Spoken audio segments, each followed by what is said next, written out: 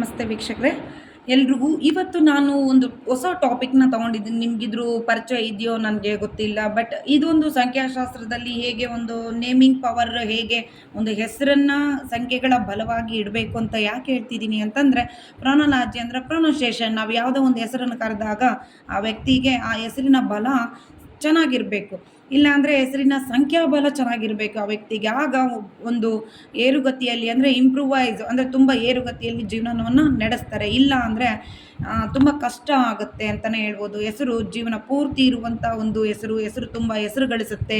ಹೆಸರು ಗಳಿಸುವಂಥ ಹೆಸರು ಮನುಷ್ಯ ಇಟ್ಕೊಂಡಿರಬೇಕು ಅಂತ ಹೇಳ್ತೀನಿ. ಫಾರ್ ಎಕ್ಸಾಂಪಲ್ ನಾನು ಆಗಲೇ ಬರೆದ್ಬಿಟ್ಟಿದ್ದೀನಿ. ಇಲ್ಲೊಂದು ಎಕ್ಸಾಂಪಲ್ ಕಾಣ್ತಾ ಇದೆ ನಿಮಗೆ. ಮನೋಜ ಅಂತ ಮನೋಜ ಅಂತ ಕರೀತಾರೆ ನೋಡಿ. ಮನೋಜಲ್ಲಿ ನೋ ಅನ್ನೋ ಒಂದು ವರ್ಡ್ ಇದೆ, ನಾವು ಕರಿತೀವಿ ನೋಡಿ ಮನೋಜ. ಮತ್ತು ಇನ್ನೊಂದು ಗಮನಿಸಿ, ಇಲ್ಲಿ ಜ ಅಂದರೆ ಅಂದಲ್ಲಿ ಹಿಂದಿ ವರ್ಡಲ್ಲಿ ನಾವು ಮೀನಿಂಗ್ ಏನು ತಿಳ್ಕೊತೀವಿ? ಜ ಅಂದರೆ ಹೋಗು, ಎಲ್ಲಿ ಹೋಗಲಿ, ಹೋಗು ಅಂತ ನಾವು ಪದೇ ಆ ಒಂದು ಹೆಸರನ್ನು ನಾವು ಕರಿತೀವಿ. ಸಂಖ್ಯಾಶಾಸ್ತ್ರದಲ್ಲಿ ಒಂದು ಪ್ರೊನೊಲಾಜಿಯಲ್ಲಿ ಒಂದು ಹೆಸರಿನ ಫಲಗಳನ್ನು ನಾನು ಕೆಲವೊಂದು ಹೇಳ್ತಾ ಹೋಗ್ತೀನಿ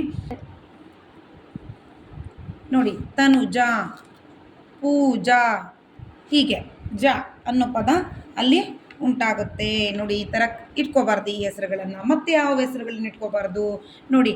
ನಿಖಿಲ್ ನೋಡಿ, ಇಲ್ಲಿ ಲಾಸ್ಟಲ್ಲಿ ನಿಖಿಲ್ ಅಂತ ನಾವು ತಗೊಂಡಾಗ ಕಿಲ್ ಅನ್ನೋ ಒಂದು ವರ್ಡ್ ಬಂತು. ಕಿಲ್ ಇದು ತುಂಬ ಬ್ಯಾಡ್ ಒಂದು ನೇಮ್ ಅಂತಲೇ ಹೇಳ್ಬೋದು. ಕಿಲ್ ಅಂದರೆ ನಿಮ್ಗೆ ಅರ್ಥ ಗೊತ್ತೇ ಇದೆ ಅಲ್ವಾ? ಹಾಗಾಗಿ ಇಂಥ ನೇಮ್ನ ನಾವು ಇಡಬಾರ್ದು. ಮತ್ತು ಅನಿಲ್ ನೋಡಿ. ನಿಲ್ ಅಂದರೆ ಏನು? ನಿಲ್ ಅಂದರೆ ಏನೂ ಇಲ್ಲ, ಶೂನ್ಯ ಅಂತ ಕರಿತೀವಿ ನಾವು. ನಿಲ್ ಅನ್ನೋ ಹೆಸರು. ಸುನಿಲ್ ನೋಡಿ, ಹೀಗೆ ಸುನಿಲ್ ಅಂದ್ರೂ ನಿಲ್ಲು, ಹೀಗೆ ಈ ಹೆಸರುಗಳನ್ನು ನಾವು ಇಡಬೇಡಿ ಅಂತಲೇ ಹೇಳ್ತೀವಿ. ಇಲ್ಲಿ ನೋಡಿ, ಕೆಲವೊಂದು ಹೆಸರಲ್ಲಿ ಮಂಜುಳಾ ಅಂತ ಇಡ್ತಾರೆ. ಮಂಜಮ್ಮ, ಮಂಜುಳಾ ಅಂತ. ಮಂಜುಳಾ ಅನ್ನೋ ಹೆಸರಲ್ಲಿ ಮ್ಯಾನ್ ಅನ್ನೋ ಒಂದು ವರ್ಡ್ ಬಂತು ನೋಡಿ. ಈ ಒಂದು ಹೆಸರು ಕೂಡ ಹೆಣ್ಮಕ್ಳಿಗೆ ಸೂಟಬಲ್ ಹೆಸರು ಅಲ್ಲ ಅಂತಲೇ ಹೇಳ್ತೀವಿ. ಜೀವನ ಪರ್ಯಂತ ಒಂದು ಗಂಡು ಮಗುವಿನ ರೀತಿ ದುಡಿದು ತಿನ್ನುವಂಥ ಯೋಗ ಆ ಹೆಸರಿಗೆ ಉಂಟಾಗುತ್ತೆ. ಇದು ನೆನಪಿರಲಿ. ಅವರು ಕಷ್ಟಪಟ್ಟು ಜೀವನದಲ್ಲಿ ಮುಂದೆ ಬರಬೇಕಾಗತ್ತೆ. ಇದು ಪ್ರೊನೊಲಾಜಿಯಲ್ಲಿ ನಾವು ಕೆಲವೊಂದು ವಿಚಾರಗಳನ್ನು ಹೇಳ್ತಾ ಹೋಗ್ತೀನಿ ನೋಡಿ. ಬದ್ರಿ ಅಂತ ಕರಿತೀವಿ. ಬದ್ರಿ ಅಂತ ಕರಿತೀವಿ ನೋಡಿ. ಬದ್ರಿಯಲ್ಲಿ ಏನಪ್ಪ ಅಂತಂದರೆ ಲೆಟ್ರ್ ಬರುತ್ತೆ, ಕೆಲವೊಂದು ಬ್ಯಾಡ್ ನೋಡಿ. ಈ ಒಂದು ಬರುತ್ತೆ, ಈ ಬ್ಯಾಡ್ ಅನ್ನೋ ಒಂದು ವರ್ಡ್ ಬರುತ್ತೆ. ಮತ್ತು ಡಯಾನಾ ನೋಡಿ. ಡಯಾನಾ ಅಂತ ತಗೊಂಡೆ, ಇಲ್ಲೇನು ಬಂತು? ಡಯಾನಾ ಅನ್ನೋದ್ರಲ್ಲಿ ಡೈ ಅನ್ನೋ ವರ್ಡು ಉಚ್ಚಾರಣೆ ಹೀಗೆ ಉಂಟಾಗುತ್ತೆ. ಮತ್ತು ನಾನು ಇನ್ನೂ ಒಂದು ಹೆಸರು ಹೇಳ್ತೀನಿ. ಯಾವುದಪ್ಪ ಅಂತಂದರೆ ನೋಡಿ, ಯಾವುದೇ ಒಂದು ಪ್ರೊನೊಲಾಜಿಯಲ್ಲಿ ನಾವು ತಗೊಂಡ್ರು ಹೆಸರು ಬಲ ತುಂಬ ಚೆನ್ನಾಗಿರಬೇಕು. ಆ ಹೆಸರಿಗೆ ತಕ್ಕಂತೆ ಒಂದು ಹೆಸರು ನೋಡಿ, ಆ ಒಂದು ಸಂಖ್ಯಾಬಲ ಇರಬೇಕು. ಒಂದು ಹೆಸರಿಗೆ ಒಂದು ಸಂಖ್ಯಾಬಲ ಇದ್ದೇ ಇರುತ್ತೆ. ನಿಮಗದು ಗೊತ್ತಿಲ್ಲದೇ ಇರ್ಬೋದು. ಗೊತ್ತಿದ್ದರೆ ಖಂಡಿತ ಅದನ್ನು ನೇಮ್ನ ಕರೆಕ್ಷನ್ ಮಾಡ್ಕೊಂಡು ಇಟ್ಕೊಳ್ಳಿ. ಒಳ್ಳೆ ಸಂಖ್ಯಾಬಲದಲ್ಲಿ ನೇಮ್ ಇಟ್ಕೊಂಡ್ರೆ ಫೇಮಸ್ ಆಗ್ತೀರಿ ಜೀವನದಲ್ಲಿ. ಚೆನ್ನಾಗಿ ಒಂದು ಅಭಿವೃದ್ಧಿಯ ಕಡೆಗೆ ಹೋಗ್ತೀರಿ ಅಂತ ಹೇಳ್ಬೋದು ನೋಡಿ. ಪ್ರಸಾದ್ ಅಂತ ತಗೊತೀವಿ. ಪ್ರಸಾದ್ ಅಂತ ತಗೊಂಡಾಗ ನೋಡಿ, ಇಲ್ಲಿ SAD ನೋಡಿ, ನಾವು ಬರೆದಾಗ ಸ್ಯಾಡ್ ಅನ್ನೋ ಒಂದು ಪದ ಉತ್ಪತ್ತಿ ಆಗುತ್ತೆ. ಈಗ ಕುಮಾರ್ ಅಂತ ತಗೊಂತೀವಿ. ಅಲ್ಲಿ ಉಚ್ಚಾರಣೆಯಲ್ಲಿ ವಾರ್ ಅನ್ನೋ ಪದ ಬಂತು ನೋಡಿ. ಕುಮಾರ್, ವಾರ್ ಅಂದರೆ ಯುದ್ಧ ಅಂತಲೇ ನಾವು ಹೇಳ್ತೀವಿ. ಹೀಗೆ ವೀಕ್ ನೋಡಿ, ವಿಕ್ರಮ್ ಅಂತ ತಗೊಂಡಾಗ ವೀಕ್ ಅನ್ನೋ ಒಂದು ವರ್ಡ್ ಉಂಟಾಯಿತು. ವೀಕ್ ಅಂದರೆ ದುರ್ಬಲ ಅನ್ನೋ ಒಂದು ವರ್ಡು. ಹೀಗೆ ಕೆಲವೊಂದು ಹೆಸರಲ್ಲಿ ನೋಡಿ, SU ಲೆಟ್ರಲ್ಲಿ ಸ್ಟಾರ್ಟ್ ಆಗುವಂಥ ಹೆಸರು ತುಂಬ ಅದು ಬ್ಯಾಡ್ ಅಂದರೆ ಬ್ಯಾಡ್ ನೇಮಿಂಗಲ್ಲಿ ಶುರುವಾಗುತ್ತೆ. ಎಂಡಲ್ಲಿ ಲೆಟರಲ್ಲಿ ಎಂಡ್ ಆಗುವಂಥ ನೇಮಿಂಗ್ ಯಾವಪ್ಪ? ಲೆಟ್ರಲ್ಲಿ ಎಂಡ್ ಆಗುವಂಥ ಹೆಸರು ಮಮತಾ, ಸುನೀತಾ. ಹಾಗೆ ಇನ್ನು ಯಾವ ಹೆಸರು ತಗೊತೀರಿ? ಮಮತಾ ಆಯಿತು, ಸುನೀತಾ. ಇನ್ನು ನಿಮಗೆ ಗೊತ್ತಿರೋಂಥ ಹೆಸರುಗಳು ಹಾಗೆ ಹೀಗೆ. ಇಂಥ ಹೆಸರಿಗೂ ಕೂಡ ಪವರ್ ಇರೋಲ್ಲ. ಇದು ಕೂಡ ಬ್ಯಾಡ್ ನೇಮ್ ಅಂತಲೇ ನಾವು ಹೇಳ್ತೀವಿ. ಧೃತಿ ಹೀಗೆ ಈ ಹೆಸರುಗಳನ್ನು ತಗೊಬಾರ್ದು. ಹೀಗೆ ಹೆಸರುಗಳನ್ನು ನಾವು ಸರಿಯಾದ ಹೆಸರನ್ನು ಒಳ್ಳೆ ನಂಬರಲ್ಲಿ ಖಂಡಿತವಾಗ್ಲೂ ಇಡಲೇಬೇಕಾಗುತ್ತೆ. ಇಂಥ ಹೆಸರು ಪವರ್ ಇರೋಲ್ಲ. ಕೆಲವೊಂದು ದುರ್ಬಲ ಮನಸ್ಥಿತಿ ಉಳ್ಳವರು ಹೆಂಗೆ ಆಗತ್ತೆ ಅಂದರೆ ಇಂಥ ಹೆಸರು ನೇಮಿಂಗಲ್ಲಿ ಚೆನ್ನಾಗಿರಲ್ಲ, ಆತ್ಮಹತ್ಯೆ ಮಾಡ್ಕೊಳೋ ಅಂಥ ಒಂದು ದುರ್ಬಲ ಮನಸ್ಥಿತಿಗೂ ಒಳಪಡ್ತಾರೆ. ಈ ಒಂದು ಬ್ಯಾಡ್ ನಂಬರ್ ಇರುವಂಥ ಸಂಖ್ಯೆಯ ಫಲವಾಗಿ, ಹೆಸರಿನ ಬಲವಾಗಿ ಈ ರೀತಿ ಮನಸ್ಥಿತಿ ಹೋಗ್ತಾರೆ. ಅಭಿವೃದ್ಧಿ ಇರಲ್ಲ, ಕುಂಠಿತ ಅಭಿವೃದ್ಧಿ ಈ ಹೆಸರಿನವರು. ನೋಡಿ, ಹೆಚ್ಚಾಗಿ ನಾನು ಹೇಳ್ತೀನಿ, ಪಿ ಲೆಟ್ರು ಬಳಸ್ಕೊಳುವಂಥ ಹೆಸರುಗಳು ಪ್ರಿಯಾಂಕಾ ಇರ್ಬೋದು, ಇದ್ಯಾವುದು ಪೃಥ್ವಿ ಇರ್ಬೋದು, ಇನ್ನೊಂದು ಪಿ ಲೆಟ್ರಲ್ಲಿ ಬಂದು ಮತ್ತು ಪಿ ಲೆಟ್ರಲ್ಲಿ ಎಂಡ್ ಆಗಬಾರ್ದು ಒಂದು ನೇಮು ಅಂತ ತಗೊಂಡ್ರೆ, ಆ ರೀತಿ ತಗೊಬಾರ್ದು. ಆ ಥರ ನಂಬರ್ನ ನಾವು ನೋಡಿಬಿಟ್ಟು ಹೇಳ್ತೀವಿ ಅದ್ರ ಬಗ್ಗೆ. ಈ ಥರ ತೊಗೊಬಾರ್ದು. ಡಿ ಲೆಟರಲ್ಲಿ ಇಡಬಾರ್ದು ಆದಷ್ಟು. ಹೀಗೆ ನಾನು ಹೇಳ್ತಾ ಇರ್ತೀನಿ. ಕೆಲವೊಂದು ಆಂಜನೇಯಲು, ಶ್ರೀನಿವಾಸ್ ಲು ಅಂತ ಹೇಳ್ತಾರೆ. ಲು ಅನ್ನೋ ವರ್ಡು ಲೋ ಲೋ ಲೋ ಗ್ರೇಡಲ್ಲಿ ನಾವು ಅದು ಹೆಸರು ಹೋಗುತ್ತೆ. ಹಾಗಾಗಿ ಈ ಥರ ಹೆಸರಲ್ಲಿ ಈ ರೀತಿ ಹೆಸರಿದ್ರೆ ಹೇಳ್ತೀನಲ್ಲ, ದುರ್ಬಲ ಮನಸ್ಥಿತಿ ಉಂಟಾಗುತ್ತೆ. ಎಸ್ ಯು ಲೆಟ್ರಲ್ಲಿ ಸ್ಟಾರ್ಟ್ ಆಗುವಂಥ ನೇಮು, ಸುನೀತಾ ಇರ್ಬೋದು, ಸುಪ್ರೀತಾ ಇರ್ಬೋದು, ಹೀಗೆ ಅದು ರಾಂಗ್ ನಂಬರ್ ಆಗಿರುತ್ತೆ. ಮತ್ತು ಹೇಳಿದ್ನಲ್ಲ, ಒಂದು ಬ್ಯಾಡ್ ಎನರ್ಜಿ ಉಂಟಾಗುತ್ತೆ.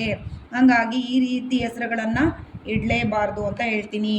ಮತ್ತು ಹಾಗೆ ಮಧು ಅನ್ನೋ ಹೆಸರು ಅಷ್ಟೊಂದು ನೇಮಿಂಗಲ್ಲಿ ಚೆನ್ನಾಗಿರಲ್ಲ. ಹೆಣ್ಮಕ್ಳಿಗೆ ಈ ರೀತಿ ತ ಲೆಟ್ರಲ್ಲಿ ಟಿ ಎಚ್ ಎ ಲೆಟ್ರಲ್ಲಿ ಎಂಡ್ ಆಗುವಂಥ ನೇಮ್ಗಳ ಇಡಬಾರ್ದು. ಹಾಗೆ ಕೆಲವೊಂದು ನೋಡಿಬಿಟ್ಟು ನಾವು ಅವರ ಡೇಟ್ ಆಫ್ ಬರ್ತ್ ಮತ್ತು ಸಂಖ್ಯೆಗಳಿಗೆ ಅನುಗುಣವಾಗಿ ಸಂಖ್ಯೆಯನ್ನು, ಈಗ ಒಂದು ವರ್ಡಿಗೂ ಒಂದು ಲೆಟರ್ಗೂ ಒಂದು ಸಂಖ್ಯೆ ಇದೆ, ನಿಮಗೆ ಅದು ಗೊತ್ತಿಲ್ಲ. ನ್ಯೂಮರಾಲಜಿಯಲ್ಲಿ ಆ ಒಂದು ವಿಶೇಷ ಇದೆ. ಆ ಹೆಸರಿನ ಬಲದಿಂದ ಕೆಲವೊಬ್ಬರು ತುಂಬ ಅಭಿವೃದ್ಧಿಯನ್ನು ಕಾಣ್ತಾರೆ. ಕೆಲವರು ಹೆಸರು ಚೆನ್ನಾಗಿಲ್ಲದೆ ಇರೋ ಕಾರಣ ಅಭಿವೃದ್ಧಿ ಇಲ್ಲ ಅಂತಲೇ ಹೇಳ್ಬೋದು.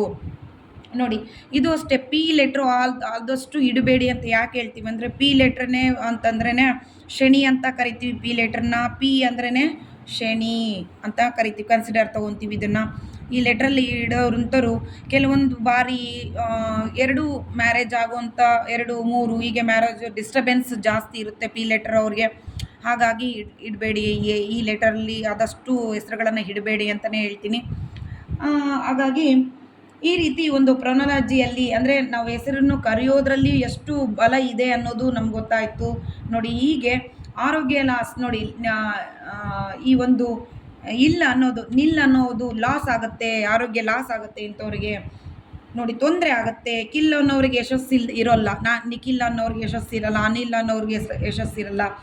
ಹಾಗಾಗಿ ನಮ್ಮ ಹತ್ರ ನೀವು ನಿಮ್ಮ ಮಗುವಿಗೆ ಒಳ್ಳೆಯ ಹೆಸರು ಬೇಕು ಅಂತ ಅನ್ನೋದಾದರೆ, ನಾವು ನಿಮ್ಮ ಮಗುವಿನ ಡೇಟ್ ಆಫ್ ಬರ್ತ್ ಅನುಗುಣವಾಗಿ ಒಳ್ಳೆ ಸಂಖ್ಯೆಗೆ ಅನುಗುಣವಾಗಿ ಸಂಖ್ಯಾಶಾಸ್ತ್ರದಲ್ಲಿ ಒಂದು ಪವರ್ ಸಂಖ್ಯೆಯನ್ನು ನಾವು ಆ ನೇಮಿಗೆ ಚೂಸಬಲ್ ಆಗಿ ಇಟ್ಟು ನೋಡಿ ಆ ಒಂದು ಒಳ್ಳೆಯ ನೇಮನ್ನು ಸಜೆಸ್ಟ್ ಮಾಡ್ತೀವಿ. ಹೇಗೆ ಒಂದು ಒಳ್ಳೆ ನೇಮ್ ಅಂತ ನಾವು ರೆಕಗ್ನೈಸ್ ಮಾಡ್ತೀವಿ ಅಂದರೆ, ಫಾರ್ ಎಕ್ಸಾಂಪಲ್ ಒಳ್ಳೆ ಹೆಸರು ಅಂತಂದರೆ ನೋಡಿ ಹೇಳ್ತೀನಿ. ಈಗ ಏನಪ್ಪ ಅಂದರೆ ಚಂದನ್. ನೋಡಿ, ಚಂದನ್ ಅನ್ನೋದ್ರಲ್ಲಿ ನಮ್ಗೆ ಹೇಳ್ತೀರಿ ಪ್ರೊನಲಾಜಿಯಲ್ಲಿ ಚಂದನ್ ಅಂದರೆ ಈಗ ಆನ್ ಅನ್ನೋ ಒಂದು ಪ್ರೊನೌನ್ಸಿಯೇಷನ್ ಆಗುತ್ತೆ ನಮಗೆ ಆ ಹೆಸರಲ್ಲಿ. ಮತ್ತು ಈಗ ನವೀನ್ ಅಂತ ತಗೊತೀವಿ. ನವೀನ್ ಅನ್ನೋದ್ರಲ್ಲಿ ಕೂಡ ವಿನ್ ಇದೆ. ನೋಡಿ, ಹೀಗೆ ಹೆಸರುಗಳನ್ನು ನಾವು ಈ ರೀತಿಯಾಗಿ ಆರಿಸ್ಕೋಬೇಕು. ಈಗ ನಾವು ಧ್ಯ ಅಂದಾಗ ಯಾ ಲೆಟ್ರಲ್ಲಿ ಎಂಡ್ ಆಗಬೇಕು, ಎ ಲೆಟ್ರಲ್ಲಿ ಎಂಡ್ ಆಗುವಂಥ ಹೆಸರುಗಳನ್ನು ಇಡಬೇಕು.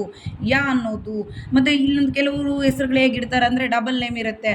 ಹೇಗೆ ಪವನ್ ಕುಮಾರ್, ಹೀಗೆ ಮತ್ತು ಶುಭಶ್ರೀ, ಹೀಗೆ ಹೆಸರುಗಳನ್ನು ಡಬಲ್ ನೇಮಲ್ಲಿ ಇಡಕ್ಕೆ ಹೋಗ್ತಾರೆ. ಅದು ಯಾಕೆ ಇಡ್ತಾರೆ ಅಂದರೆ, ಆ ನೇಮಿಂಗ್ ಪವರಲ್ಲಿ ಕೆಲವೊಂದು ಡಬಲ್ ನೇಮಲ್ಲೂ ಕೂಡ 2 ಹೆಸರುಗಳನ್ನು ಕರೆಯುವಾಗಲೂ ಜಯ ಸೂರ್ಯ ಅಂತ ಇಡ್ತಾರೆ ಕೆಲವೊಂದು ಹೆಸರುಗಳು. ಆ ಒಂದು ಹೀಗೆ ನಿಮಗೆ ನಾನು ಯಾಕೆ ಹೇಳ್ತಿದ್ದೀನಿ ಅಂದರೆ, ನಿಮ್ಮ ಮಗುವಿಗೆ ಒಂದು ಉತ್ತಮ ಭವಿಷ್ಯಕ್ಕಾಗಿ ಒಳ್ಳೆಯ ಜೀವನದ ರೂಪುರೇಖೆಗೆ ಒಂದು ಒಳ್ಳೆಯ ಹೆಸರನ್ನು ಇಡಿ ಅನ್ನೋದು ನನ್ನ ಒಂದು ಒಳ್ಳೆಯ ಅಭಿಪ್ರಾಯ. ನಿಮಗೆ ನಿಮ್ಮ ಮಗುವಿಗೆ ಹೆಸರನ್ನು ಕರೆಕ್ಷನ್ ಮಾಡಬೇಕು, ಇಟ್ಟಿರೋ ಹೆಸರಲ್ಲಿ ಪವರ್ ಇದೆಯಾ, ನೇಮಿಂಗ್ ಪವರ್ ಇದೆಯಾ, ವರ್ಡ್ ಅದು ಅನ್ನೋದಾದರೆ ನಮ್ಮಲ್ಲಿ ಒಂದು ಬಾರಿ ಭೇಟಿ ಮಾಡಿ ಈ ಒಂದು ವಿಚಾರವಾಗಿ ನಾನು ನಿಮಗೆ ಸರಿಯಾದ ಮಾಹಿತಿಯನ್ನು ಹೇಳ್ತೀನಿ. ನಿಮಗೂ ಕೂಡ ನಿಮ್ಮ ಮಗುವಿಗೆ, ನಿಮ್ಮ ಆತ್ಮೀಯರಿಗೆ ಒಂದು ಒಳ್ಳೆಯ ಹೆಸರನ್ನು ಸಜೆಸ್ಟ್ ಮಾಡಬೇಕಂದ್ರೆ ಖಂಡಿತ ನನ್ನ ಬಳಿ ಒಂದು ದಿನ ಭೇಟಿ ಮಾಡಿ. ನೀವು ಖಂಡಿತ ಇದ್ರ ಬಗ್ಗೆ ನಾನು ನಿಮಗೆ ಸರಿಯಾದ ಮಾಹಿತಿಯನ್ನು ತಿಳಿಸ್ಕೊಡ್ತೀನಿ. ಹಾಗೆ ನೋಡಿ, ಈ ವಿಚಾರವಾಗಿ ನಾನು ಯಾಕೆ ನಿಮ್ಗೆ ಹೇಳಿದೆ ಅಂದರೆ, ಕೆಲವೊಂದು ಗೊತ್ತಿಲ್ಲದೇ ಕೆಲವೊಂದು ಹೆಸರು ಇರ್ತಾರೆ, ಬ್ಯಾಡ್ ನೇಮ್ ಇಟ್ಟಿರ್ತಾರೆ.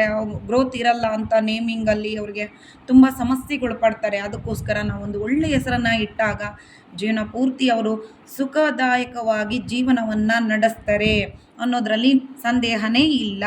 ಸೊ ಈ ವಿಡಿಯೋ ನಿಮಗೆ ಇಷ್ಟವಾಗಿದ್ದರೆ ಖಂಡಿತ ನನ್ನ ವಿಡಿಯೋಗೆ ಒಂದು ಲೈಕ್ ಮಾಡಿ, ನಿಮ್ಮ ಆತ್ಮೀಯರಿಗೆ ಈ ವಿಡಿಯೋನ ಹೆಚ್ಚು ಹೆಚ್ಚು ಶೇರ್ ಮಾಡಿ, ಹಾಗೆ ನಮ್ಮ ಚಾನಲ್ ಸಬ್ಸ್ಕ್ರೈಬ್ ಮಾಡಿ. Thank you.